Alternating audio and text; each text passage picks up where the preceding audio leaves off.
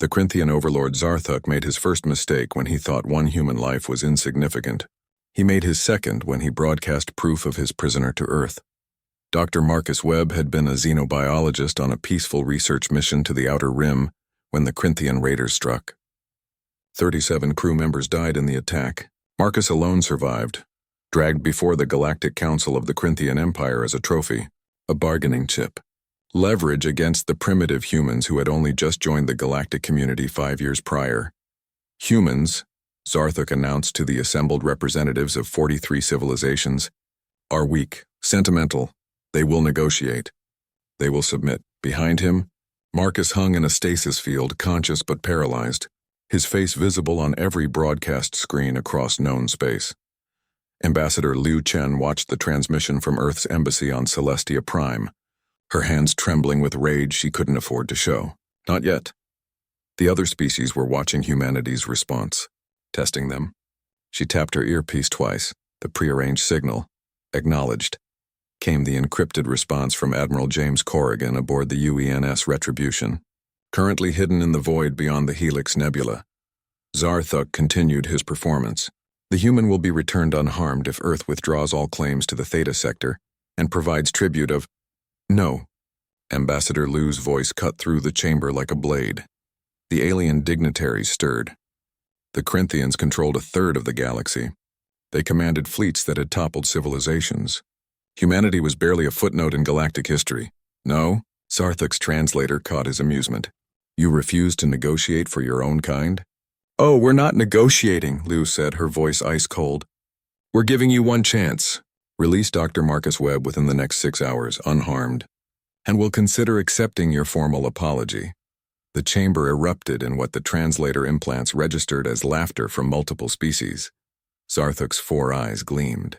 Or what, human? Liu smiled, and something about that expression made the nearest ambassadors instinctively step back. Or you'll learn why Earth has a saying, leave no man behind. 6 hours later, the Corinthian homeworld's orbital defense network detected something impossible. 47 signatures appearing simultaneously from quantum jump points that shouldn't exist. Earth's entire deep space fleet had somehow materialized at the edge of Corinthian space. This is Admiral Corrigan of United Earth Naval Forces to Zarthuk, the transmission began. You have 3 minutes to release Dr. Webb to the coordinates we're sending. After that, we stop asking nicely. Zarthuk couldn't believe the audacity. You dare threaten us? We have 600 capital ships. You have fewer than 50. 2 minutes 30 seconds, Corrigan replied calmly. Your weapons can't penetrate our shields. Our technology is centuries beyond yours. 2 minutes. On the bridge of the Retribution, Corrigan turned to his tactical officer. Commander Sarah Chen, Dr. Marcus Webb's sister, stood at her station, her face a mask of professional calm. But her finger hovered over the fire control authorization. Sir, all ships report weapons hot. Kinetic bombardment satellites in position. Quantum lance batteries charged. Zarthuk didn't release the prisoner.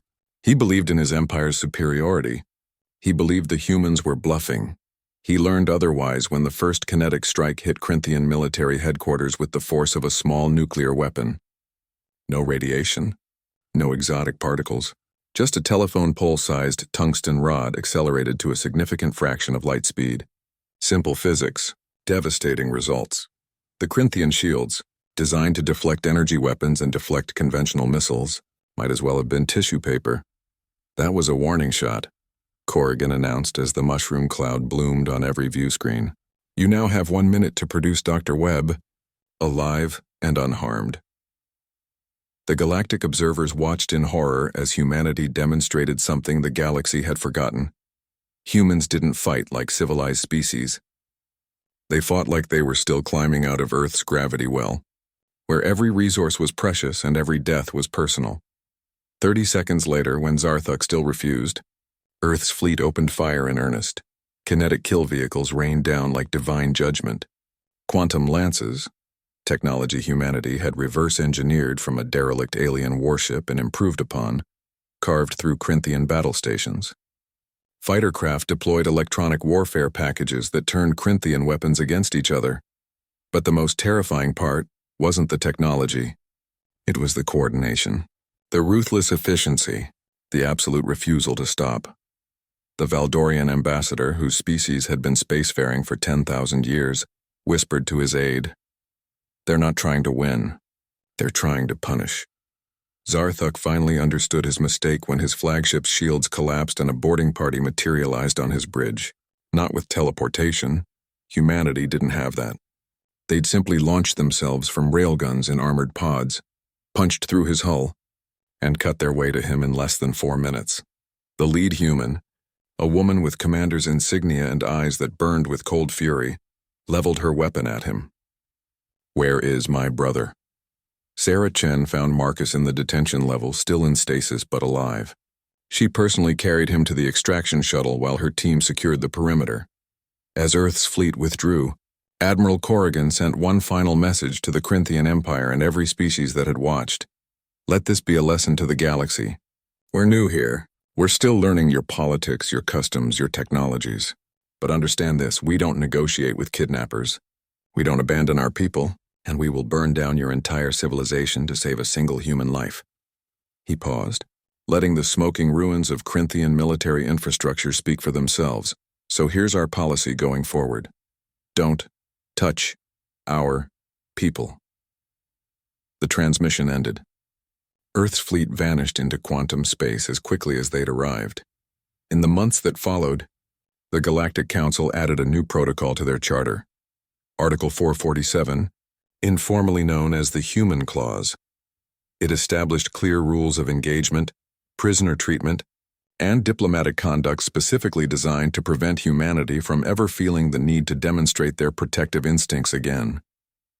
Because the galaxy had learned something terrifying that day, humans were absolutely willing to start a war over one person. And if that's what they'd do for one scientist, the galaxy didn't want to find out what they'd do if you truly threatened their homeworld. Marcus Webb recovered fully and returned to his research. He never spoke publicly about his captivity. He didn't need to. The galaxy remembered for him.